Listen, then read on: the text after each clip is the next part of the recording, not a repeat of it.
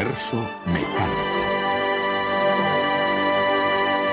Un cuerpo con movimiento circular uniforme tiene una velocidad y aceleración constantes. El movimiento circular uniforme puede describir la órbita de la Luna. El círculo en movimiento.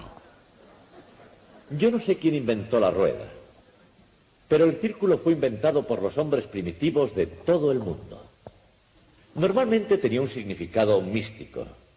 Lo asociaban con el horizonte, o con el cielo, o con los dioses.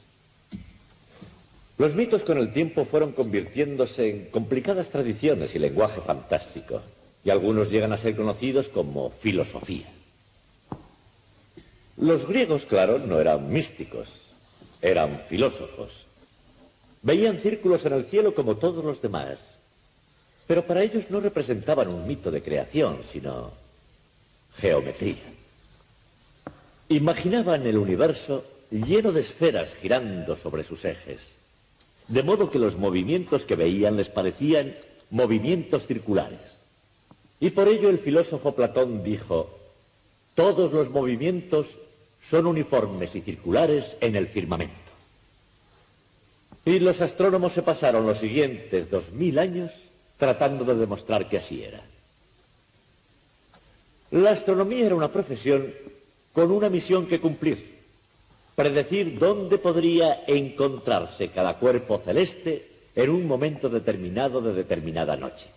Estas predicciones eran importantes, ya que se usaban para la agricultura, para la navegación y sobre todo en aquellos días para confeccionar los horóscopos. Pero en cualquier caso, cualquiera podía mirar al cielo y ver si tenían razón.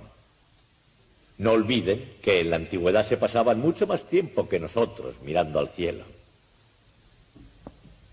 Así, utilizando estos movimientos, tenían que predecir dónde estaban las cosas y tenían que llevar razón.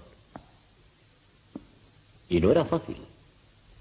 En el caso de las estrellas sí, ya que parecían moverse en círculos a nuestro alrededor. Pero había otros cuerpos allí arriba, a los que los griegos llamaban planetas, que significa vagabundos. Y para estos la teoría no funcionaba.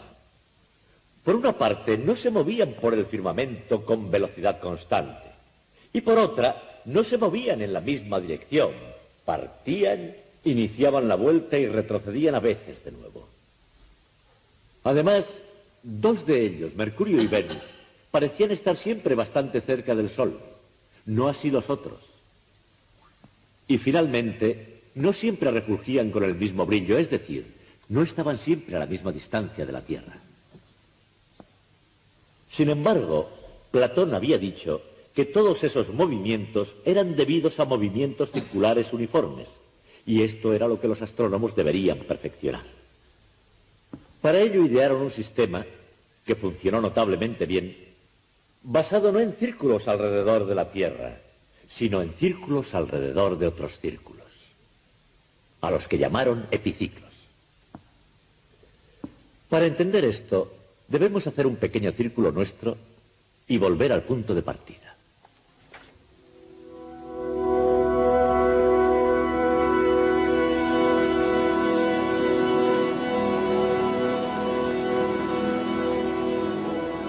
Es probable que todas las culturas antiguas hayan descubierto el círculo. Los nativos americanos adoraban el sol caminando en círculos simbólicos a su alrededor. Los hindúes advirtieron lo que parece ser el movimiento circular del firmamento, tal como lo hicieron los indios quechuas del Perú. Y los primeros astrónomos japoneses. Las formas y formaciones celestes se convirtieron en modelo para las estructuras terrestres. Algunas de las primeras construcciones de Mesopotamia, del año 5000 a.C., tenían planta circular. Hasta una mano primitiva puede trazar círculos. Y si bien se puede expresar en el más sofisticado lenguaje matemático, el concepto sigue siendo relativamente sencillo. El vector, desde el centro a cualquier punto de un círculo, tiene siempre la misma longitud. Esta sencillez forma parte de su atractivo. Partiendo de ideas sencillas brotaron magníficas estructuras, proliferaron imágenes que luego fueron más elaboradas y embellecidas. la forma circular que encontramos en la antigua Stonehenge, por ejemplo. Los humanos imitaban la naturaleza. Y esta, a su vez, parecía imitarles a ellos. La decoración se hizo función, y la función seguía una forma.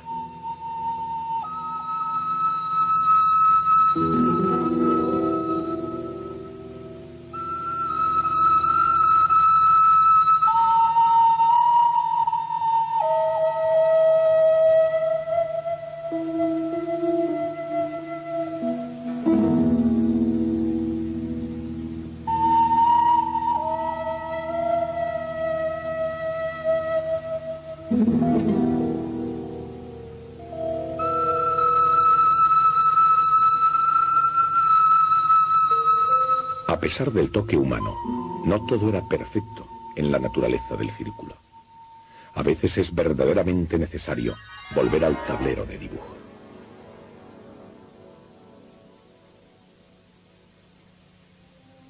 La posición de cualquier punto de un círculo se puede expresar por sus coordenadas cartesianas, o por su distancia desde el centro y el ángulo que forma con el eje X. Estas descripciones están relacionadas con la trigonometría.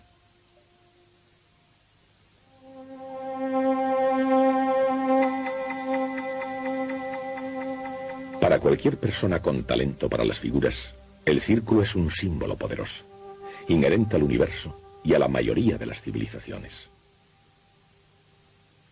En algunas culturas, la forma circular del firmamento y los movimientos celestes circulares son tan manifiestos hoy como lo fueron siempre. Platón, el filósofo griego, proclamó al círculo como ideal y sostuvo que todas las otras formas eran representaciones inferiores e imperfectas. Decidió que el movimiento circular describe el firmamento, y no meramente el movimiento circular, sino el movimiento circular uniforme.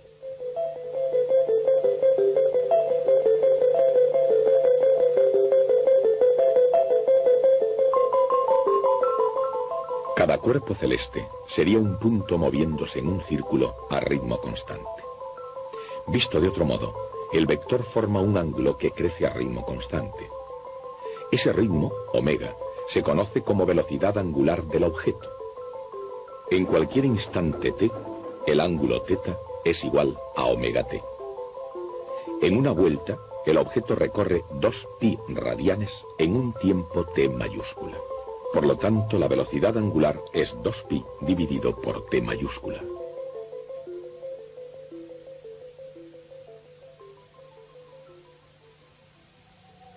Platón decía a menudo que Dios tenía la costumbre de hacer geometría. Probablemente ese es el motivo por el cual sus ideales de la perfección y del universo en armonía pulsaron una cuerda que encontró respuesta en los eruditos y místicos durante siglos. Para Platón, el universo físico estaba limitado por una esfera giratoria de estrellas fijas, cuyo centro es la Tierra, fija e inmóvil.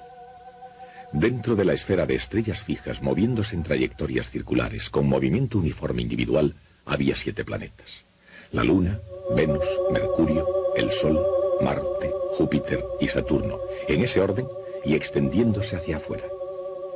Los astrónomos griegos veían a los planetas como cuerpos sin rumbo fijo. Tanto es así que la misma palabra planeta significa vagar, extraviar o engañar. Los planetas eran engañosos porque rehusaban obedecer el dictamen de perfección de Platón, el movimiento circular uniforme. Sin embargo, este ideal platónico fue aceptado con el tiempo por los grandes pensadores europeos. ¿Y por qué no? ¿Acaso no tienen mucho en común con los planetas las clases dirigentes y las gentes sencillas? De hecho, ¿no es la conducta humana, como la de los planetas, con frecuencia desigual? Y bajo ciertas condiciones, ¿no tendemos los humanos, tal como hacen los planetas, a vagar o a ser engañosos? Pero en la época del Renacimiento, por supuesto, no se criticaba ni a los planetas ni a las personas nobles por no ser perfectos. Tal vez debería ser así, ya que en la Tierra como en el cielo, el comportamiento desigual no significa necesariamente imperfección. La perfección, después de todo, está en los ojos del observador, y así es la realidad misma. Y así, incluso en el mejor de los mundos, ¿es posible a simple vista ver perfectamente la realidad? No siempre. A veces las percepciones pueden ser sombras de la realidad. Algo que parece que sube y baja puede estar, sin embargo, moviéndose en círculos. En el lenguaje de los vectores, la sombra de un movimiento puede ser solo uno de sus componentes.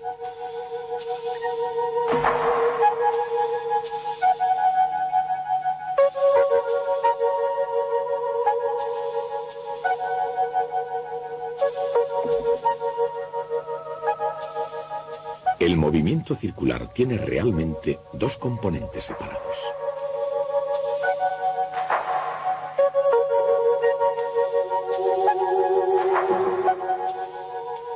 El vector original es la suma de ambos.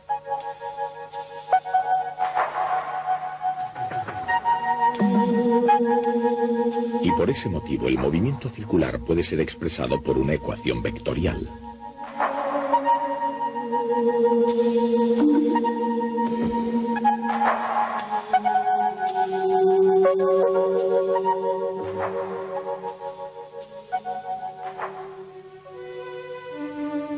El movimiento de los planetas, visto sobre el fondo de las estrellas, era mucho más complicado, porque los planetas parecían contradecir la idea del movimiento circular uniforme. Los seguidores de Platón crearon modelos teóricos de movimientos planetarios. Todos intentaban salvar las apariencias. En otras palabras, hacer compatible el comportamiento observado con la idea platónica. Uno de los intentos fue hecho por Apolonio de Perga mediante el invento llamado epiciclo. Los planetas se movían en pequeños círculos ligados a un círculo mayor que también giraba. Al círculo mayor se llamó deferente y al círculo pequeño epiciclo.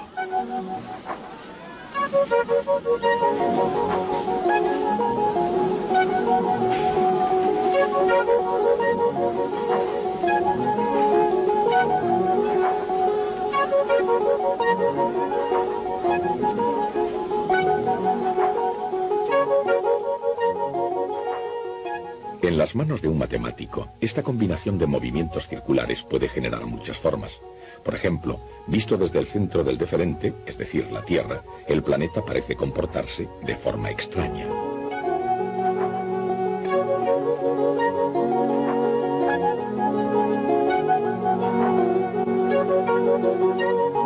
Si el deferente y el epiciclo giran con velocidades iguales, la figura es otro círculo cuyo centro está desplazado de la posición que ocupa la Tierra.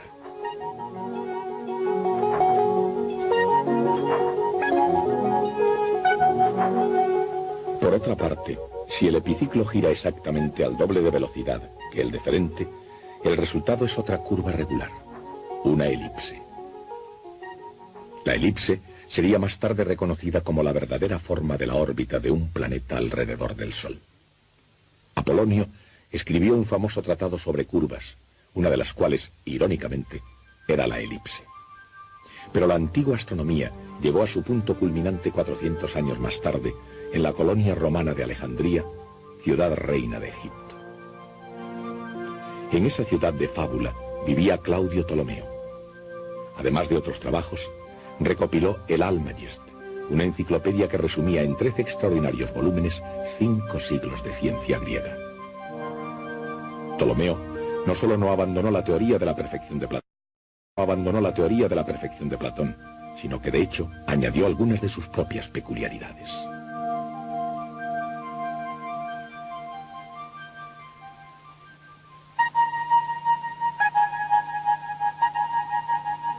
Por ejemplo, los deferentes de los planetas superiores, Marte, Júpiter y Saturno, no giraban con ritmos uniformes alrededor de sus centros, y adoptó una órbita oval para Mercurio.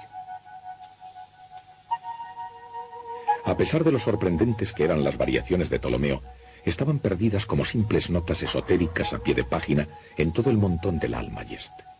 Y por supuesto, estaban también influidas por ese decisivo principio de los astrónomos griegos, un sistema basado totalmente en el movimiento circular uniforme. Las variaciones introducidas por Ptolomeo en la teoría de la perfección de Platón eran relativamente sutiles, pero tuvieron un efecto profundo en Nicolás Copérnico. Queriendo reorganizar el Almagest, Copérnico situó al Sol en el centro del sistema solar. Utilizando epiciclos con liberalidad, se las arregló para salvar las apariencias.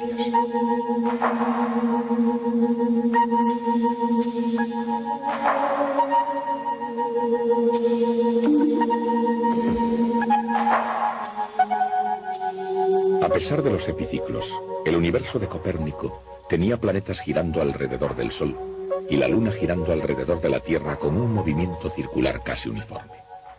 Con el fin de mantener preferencias estéticas tradicionales, creó una visión más nueva y más exacta del sistema solar, el sistema copernicano. Un siglo y medio después, Isaac Newton explicó por qué esa teoría era válida, comenzando con su teoría de la Luna. La Luna está siempre cayendo. Con todo, ella permanece en el cielo. La fuerza de gravedad de la Tierra hace que la Luna acelere de acuerdo con la fórmula F igual ma. Aunque continúe acelerando todo el tiempo, la Luna se mueve a velocidad casi constante. Esto parece contradecir el concepto mismo de aceleración, pero la aceleración es el ritmo de cambio de la velocidad, y la velocidad es un vector.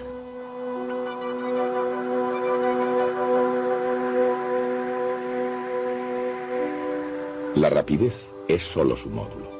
Un cuerpo puede llevar aceleración incluso cuando el módulo de su velocidad sea constante, siempre y cuando su dirección cambie. Este punto se puede aclarar introduciendo otro concepto, la derivada de un vector.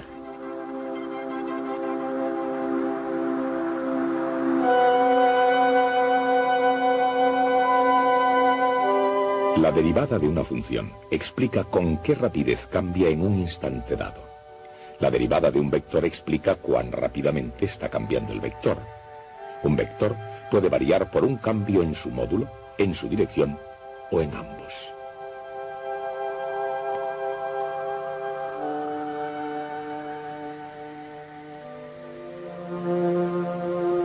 El cambio en un vector es él mismo otro vector, el vector v. Aunque es siempre perpendicular a r, efectúa un movimiento circular uniforme.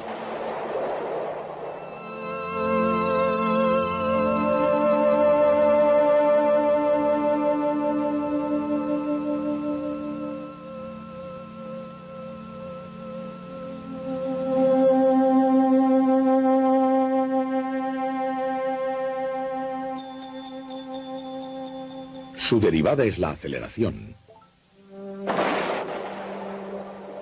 que resuelve el rompecabezas de la aceleración constante a una velocidad constante. Cuando un cuerpo describe un movimiento circular uniforme, la aceleración va orientando continuamente al vector velocidad, el cual, a su vez, orienta al radio vector. Todos ellos van al mismo paso, uno con el otro, constantes en módulo, pero cambiando continuamente la dirección. La idea de la derivada de un vector no es tan nueva como pudiera parecer. Recuerden, F igual ma. Es ella misma una ecuación sobre derivadas de vectores. La única diferencia es que anteriormente solo se diferenciaban funciones ordinarias al derivar una componente por vez.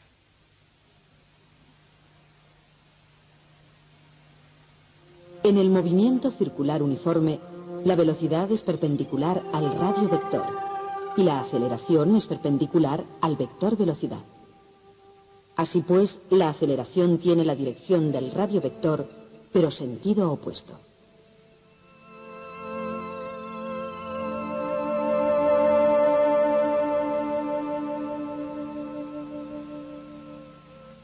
Pero, ¿cuál es el módulo de cada vector? V es igual a omega r.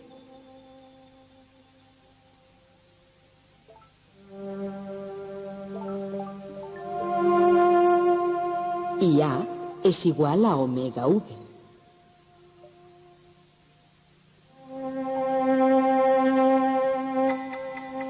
Por lo tanto, A es igual a v al cuadrado dividido por r.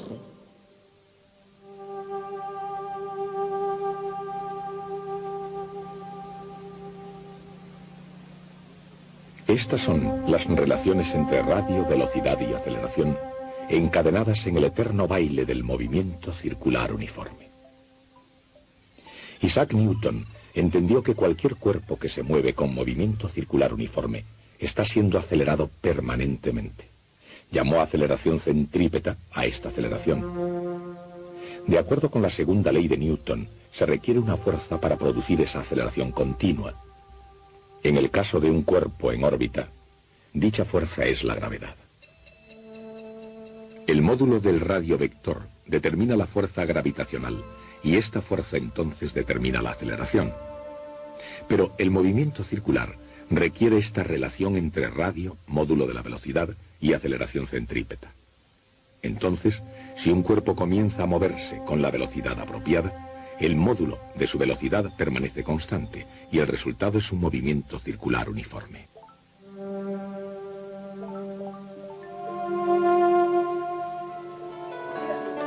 Las teorías de Newton son esencialmente de naturaleza matemática. Mucho se ha dicho de su carácter matemático.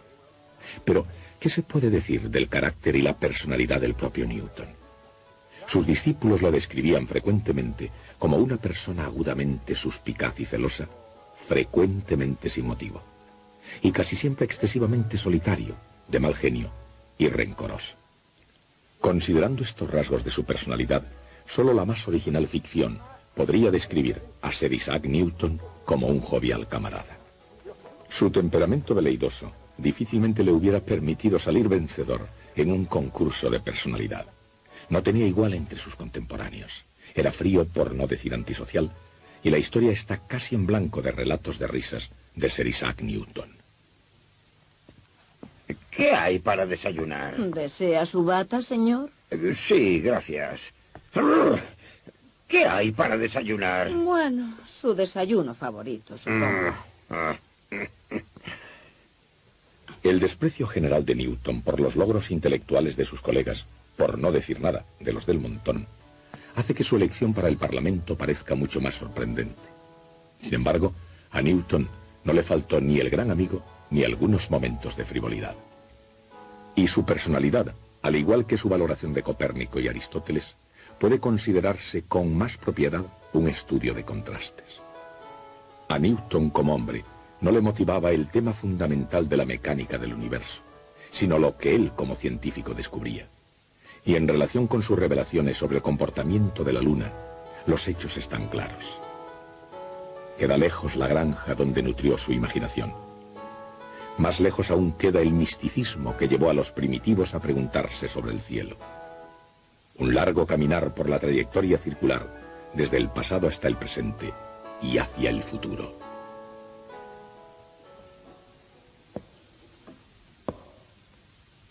Y ahora, en interés de la justicia, quiero cambiar completamente de tema. Una de las actividades más atroces cometidas por los gobiernos es la tortura de los presos. Creo que en la actualidad ningún gobierno admite abiertamente esta barbaridad de torturar a los presos, aunque todos sabemos que en secreto seguramente lo hacen. Sin embargo, en tiempos pasados, en la época medieval hasta el Renacimiento, practicar la tortura era totalmente legal, lo cual significa que torniquetes, estacas, potros, instrumentos que estiraban el cuerpo en distintas direcciones, eran artilugios con los que se instrumentaba la política.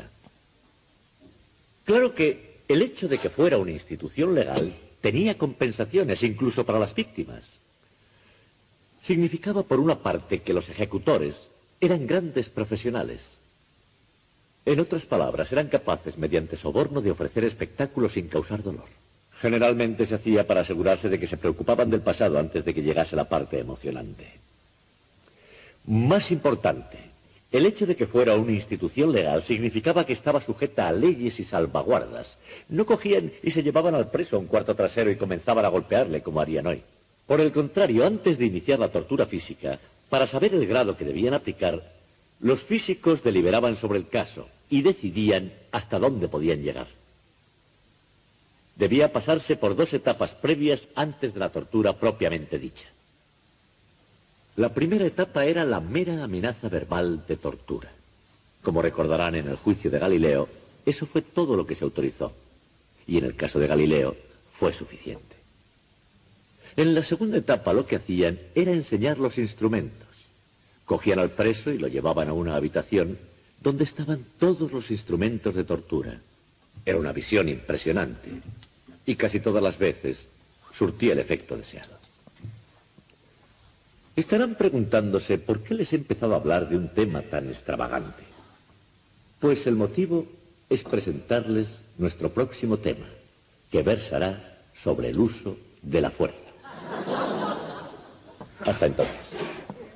En el movimiento circular uniforme, el vector velocidad es perpendicular al radio vector y la aceleración va hacia adentro en la dirección del radio.